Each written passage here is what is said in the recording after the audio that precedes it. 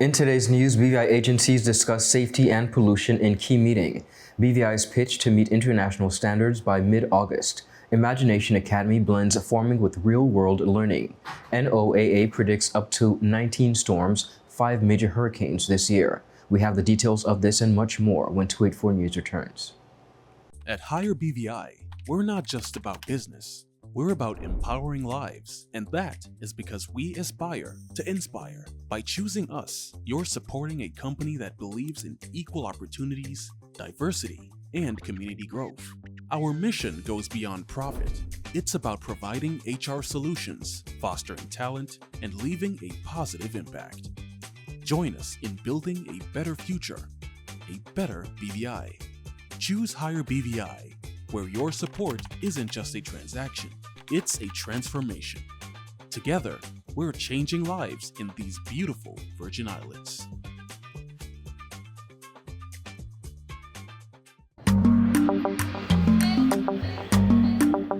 Yo, everything good, Dad? Aye. This thing got me one way, Daddy. What do you mean? Ever since I hook up with this thing, can't eat, I can't sleep. This is the first thing I touch it when I reach home. What do you really? Hey, this ain't like you, know. Dad, this thing got me staying home, keeping out of trouble me. Wow. What your name is? Shit. I talking about my CCT life. Don't worry about missing your favorite series, sports, news, and local programming. Come to CCT today and sign up for CCT Live to access over 80 channels. CCT Live. Bring it home. 1 month free trial turn into 5. 5 months turn into, well, you know I hot. I watching ball. I even watching football. Dad, Nickelodeon, Paw Patrol. I am hooked. Hook, I tell you. Hello everyone and welcome to this edition of 284 News. It is Monday, May 26, 2025. I'm Ron Grant, bringing you the very latest out of Tortola in the Virgin Islands. Thank you so much for joining us and a happy Monday's wish to all. Key agencies and stakeholders gathered on May 15th for a maritime safety meeting hosted by the Premier's office, underscoring the Virgin Islands' commitment to bolstering marine safety and environmental stewardship. The meeting aimed to address urgent safety concerns, enhance preventative measures, and promote collaboration across government and private agencies working to protect the territory's waters. Maritime safety remains a top priority for the Virgin Islands, said Permanent Secretary Mrs. Carolyn Stout-Igwe.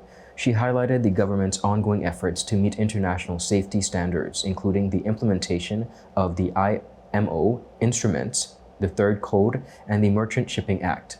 Chief Marine Accident Investigation Officer Mr. Jerome Padmore praised the strong turnout, noting it demonstrated the maritime community's commitment to safety. He outlined the critical role of thorough investigations in identifying causes and preventing future incidents. Presentations from agencies including the Virgin Islands Shipping and Maritime Authority, the Royal Virgin Islands Police Force, Virgin Islands Fire and Rescue, and the Virgin Islands Search and Rescue focused on strategies, as well as safety protocols. Now, the Ministry of Environment emphasized maritime pollution awareness, calling for greater collaboration to protect natural resources. P.S. Mrs. Stout-Igwe conjured stakeholders to continue working together to ensure safe waters for residents, visitors, and future generations. The British Virgin Islands is preparing to elevate its football infrastructure with the construction of a new artificial turf pitch, a development that caught the attention of regional football leaders and specialists during a recent site visit.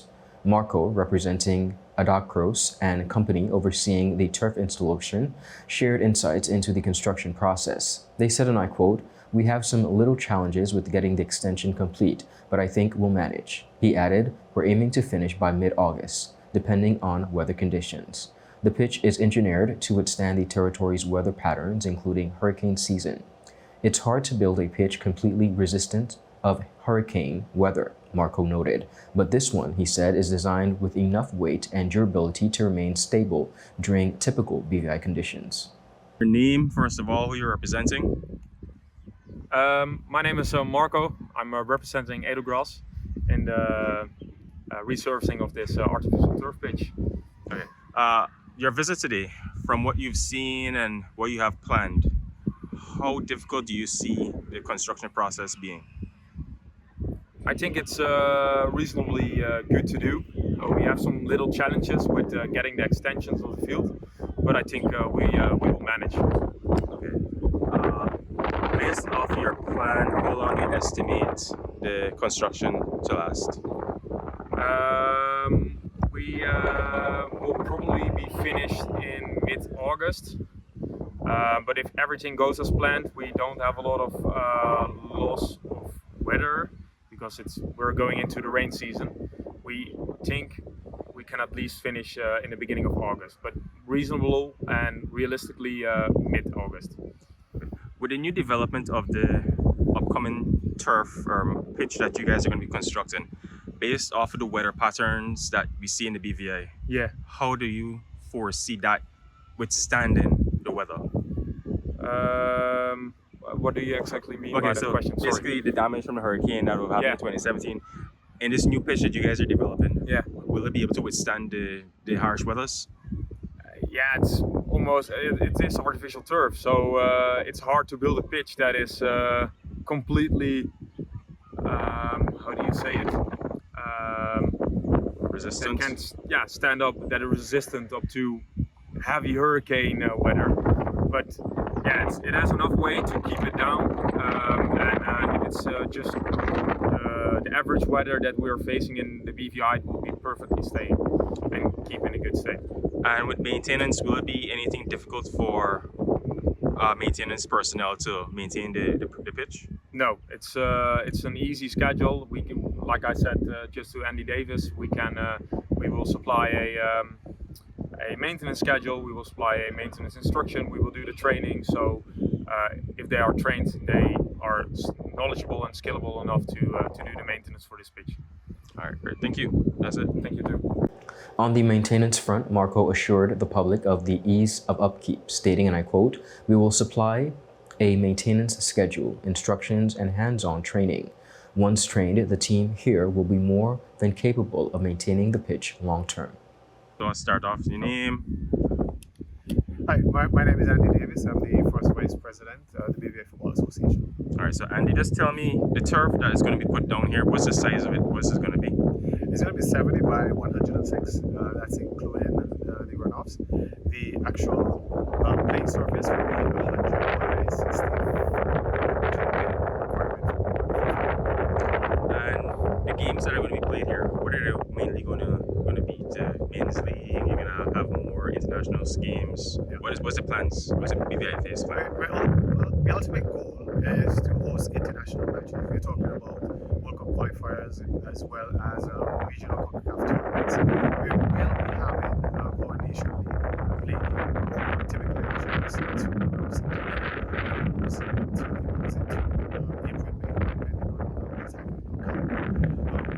Normally have not just a regular league game, we have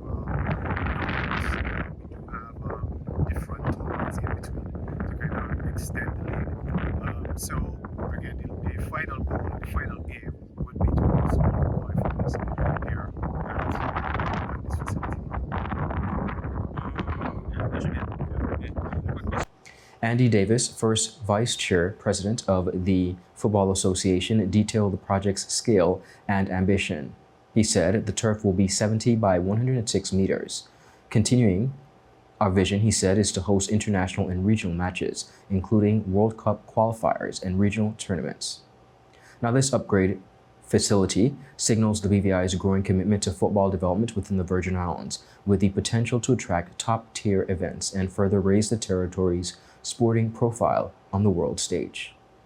Up next, Premier Wheatley highlights coding, robotics, and skilled teachers.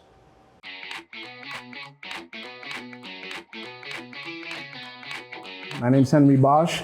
I work for PPG. I'm here to explain to you the use of the Deltron NXT paint line and Enviro-based high performance, one being solvent-borne and the next being water-borne. The difference is that one is totally manufactured with rosins and thinners and all the good stuff that solvents bring versus our new technology, which is waterborne, which is 100% latex. What we're gonna do is that we reduce the solvent-borne with a DT885, which is a mid-temp reducer. And the waterborne uses T494, which is a waterborne reducer. We will today be using either DCU 2042, which is a speed clear, or we will be using DCU 2021, which is a classic. We have here our equipment. We have 8-ounce measuring cups, and we also have our 32-ounce mixing cup. We will also have with us our Venturi. This is a blower for us to dry the waterborne paint, which speeds up the process. The good thing about waterborne paint is that as soon as it evaporates, you're good to go. So now Gilligan will dilute the waterborne paint with the waterborne reducer. We made 8 ounces, that would be 1.6 ounce. It always has to be properly mixed until we get an even mixture within the paint mixing cup. So when we spray, we don't see uneven coats of color. So right now we're filling our paint gun with 8 ounces of diluted paint. We're gonna see how far 8 ounces will take us. Waterborne paint seems to look blotchy on your first coat. Don't pay no mind to that. Don't try to achieve full coverage on your first spray. Excellent. Let it dry. So the process in waterborne is 2 even coats, and then we have what we call a dust coat. Well, now we're gonna have Mr. Brown apply the first coat of clear on his waterborne panel. We'll let it flash off, and then he'll come back and coat it with his second coat to finish it off. As you have seen in the previous shots, we had a little blotchiness, and you'll see some patches. That's all due on purpose to sandpaper to prove that with Enviro-based high performance, all technicians, the body work has to end at 800 grit or plus. Well, Enviro-based is like we're trying to shift everyone into that slowly but surely. The entire west coast of the United States and all of Canada has already been on waterborne for the past 10 years. And now soon it'll be the eastern seaboard, which covers the Caribbean. So when that happens, we'll all be affected. So it's best to start now, start trying and applying waterborne, because eventually everyone will be on it. And referring to technicians, it's less harmful because it doesn't have all the toxic chemicals that solvent-borne paints do. Welcome back, everyone, and thank you so much for sticking with us. There's an old saying, eat what you grow and grow what you eat. It is therefore safe to say there is hope for the territory's agriculture sector, as there are various schools with backyard gardens. One such school is the Imagination Academy, with students from young as 3 to 11 being taught how to farm and reap their harvests. Sharia De Castro, who runs the school, recently said to ZBVI that their focus extends beyond academics, not just giving students an education, but preparing them for life. And so in 2021, when I started Imagination Academy, I had the vision to make sure that gardening was a huge part of our curriculum. And in doing so, making it cross-curricular. So it's not just something that they do every week, but something that is built into their curriculum. So every week they study botany, for example, which is the study of plants. But then every Thursday, we go out into the garden space and we plant or we weed or we water. And it is their responsibility every single day to water the plants, weed the garden, make sure that the crops are tended to. And they get such joy from the process. And it's not always the best outcome. So we've had times where we planted tomatoes in the past and nothing happened, it dried up. We've had times where we planted and the cows came and decided that they wanted the harvest more than we did. But throughout all of those times, the children have remained dedicated and committed. And when we do reap the harvest, they really enjoy it. Of course, after we reap the harvest, we either decide to send it home to families, sell it in the community, or even use it to bake or cook. So when we've harvested bananas in the past, we made banana bread. We've also made coleslaw with the cabbage, salads with the lettuce.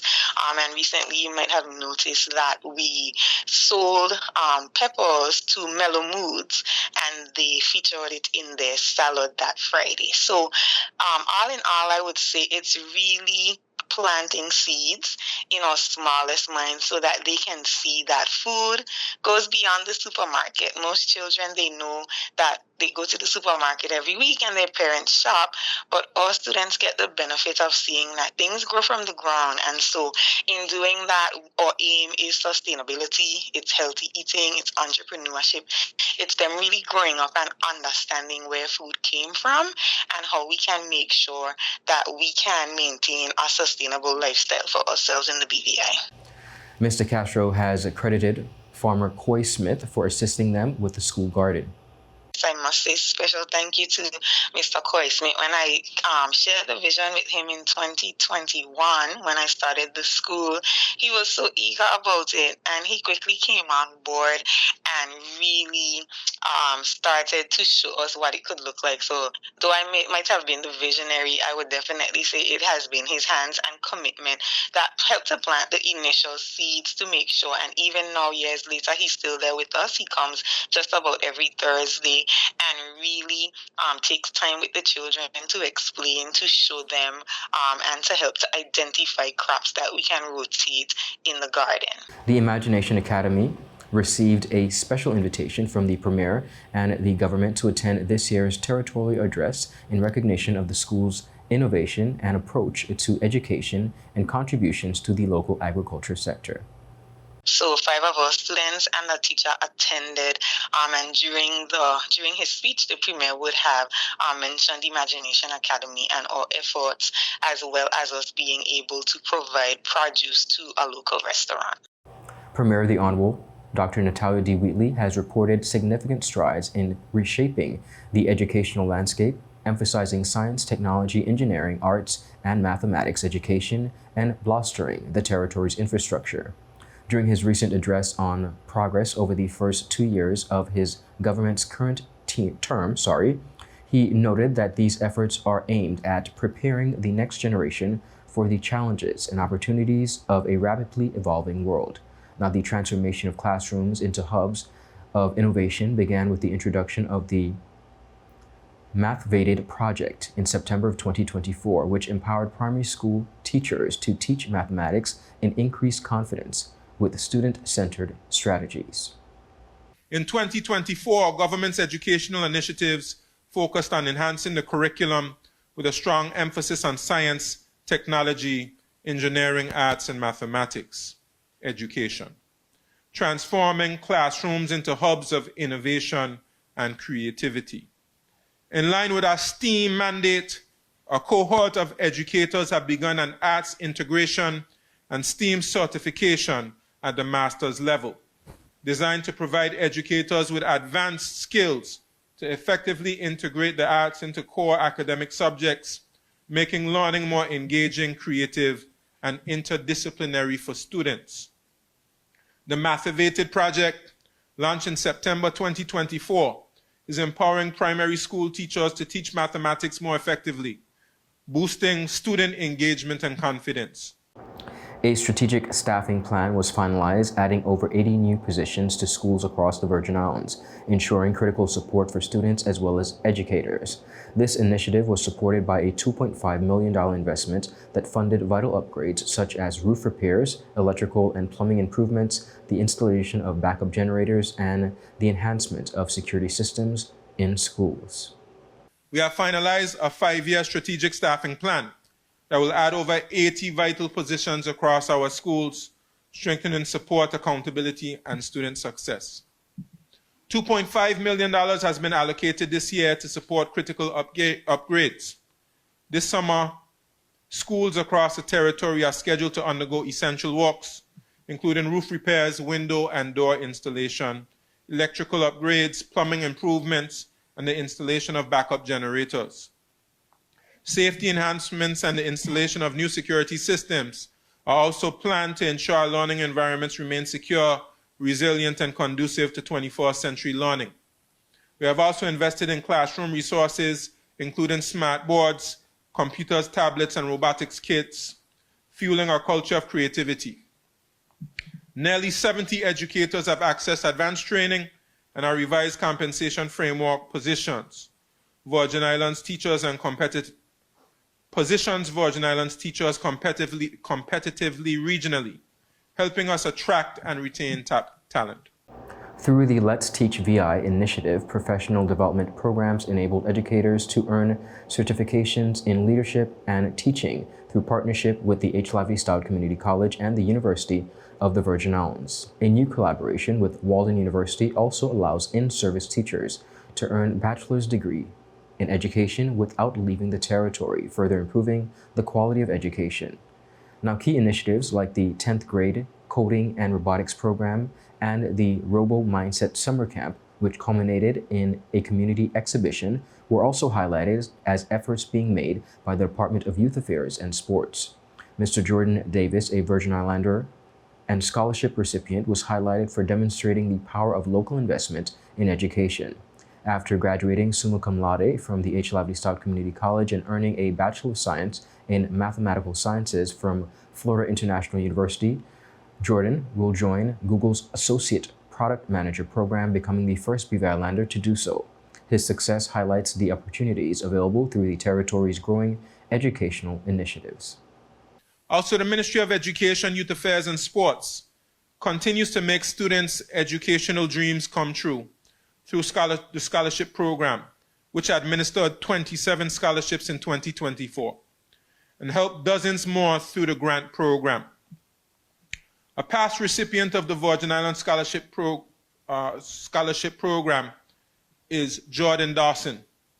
Jordan excelled academically, achieving a 4.0 GPA, summa cum laude at HLSEC, and being the salutatorian of Francis Lettsome Primary School. He scored in the 99th percentile on the SAT after improving his score by nearly 500 points through self-study. In 2025, he graduated with a Bachelor of Science in Mathematical Sciences and a minor in Computer Science from Florida International University, summa cum laude. He joined the Phi Beta Kappa Honor Society and was recognized as an outstanding graduate by the College of Arts, Sciences, and Education. Post-graduation, Jordan will join Google's Associate Product Manager program, very exclusive program.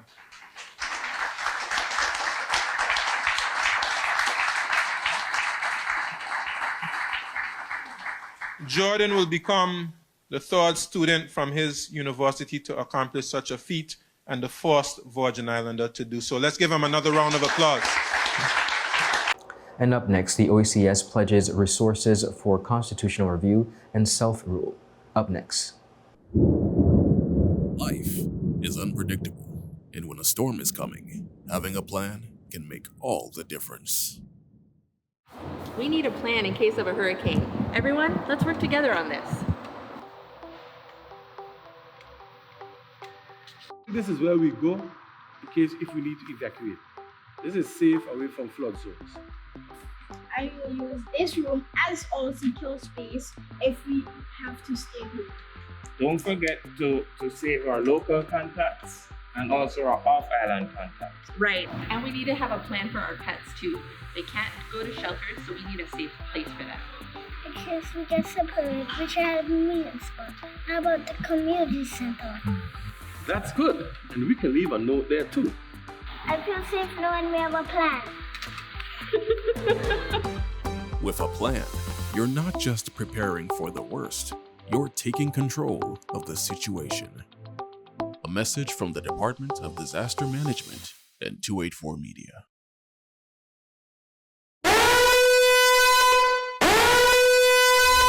Orange alert! Orange alert! Fire is spreading across the BVI! The fastest, most reliable, and affordable fiber internet service is here for you! Look out for fire in these new locations: Slaney, Duff Bottom, Manual Reef, Seacoast Bay, Albion, Hannah's, Palestina, Pleasant Valley, and Havers. Fiber is in your area. Call 444-4444 or visit a CCT store to find out more and bring it home. More locations coming soon.